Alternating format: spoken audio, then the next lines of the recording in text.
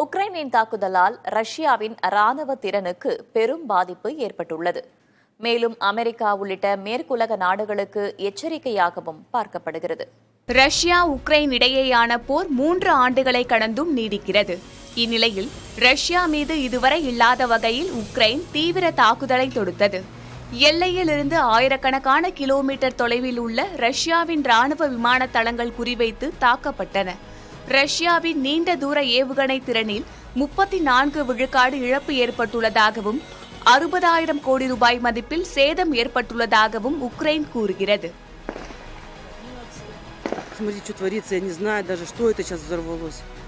Russia மீது நடத்தப்பட்ட இந்த ட்ரோன் தாக்குதலை புத்திசாலித்தனமானது என்றும் மிகப்பெரிய ராணுவ முயற்சிகளில் ஒன்று என்றும் உக்ரைன் அதிபர் ஜெலன்ஸ்கி தெரிவித்துள்ளார்.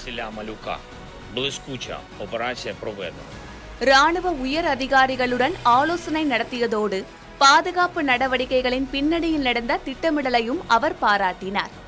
உலகின் முன்பு உக்ரைனின் தன்னம்பிக்கையை வெளிப்படுத்தும் தாக்குதலாக இது பார்க்கப்படுகிறது.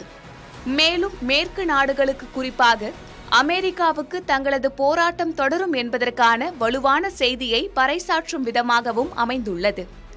அதே நேரத்தில் உக்ரைன் மீது 472 ட்ரோன்கள் மற்றும் 7 ஏவுகணைகளை ஏவி ரஷ்யா தாக்குதல் நடத்தியுள்ளது.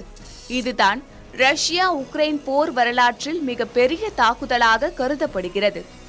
இதில் 3 ஏவுகணைகள் உட்பட பலவற்றை அழித்ததாக உக்ரைன் விமானப்படை தெரிவித்துள்ளது.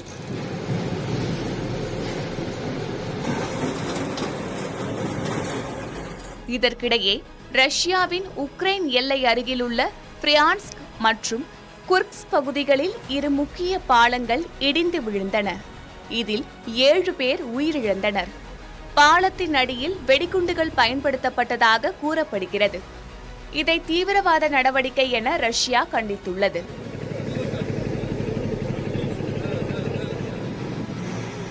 புதிய தலைமுறைக்காக GS பாலமுருகன்.